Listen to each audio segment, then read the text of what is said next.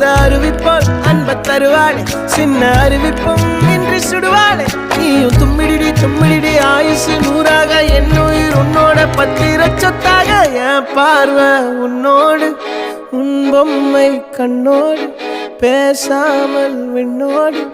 நாம் மிதந்து போவோம் காதாரா அடியானோ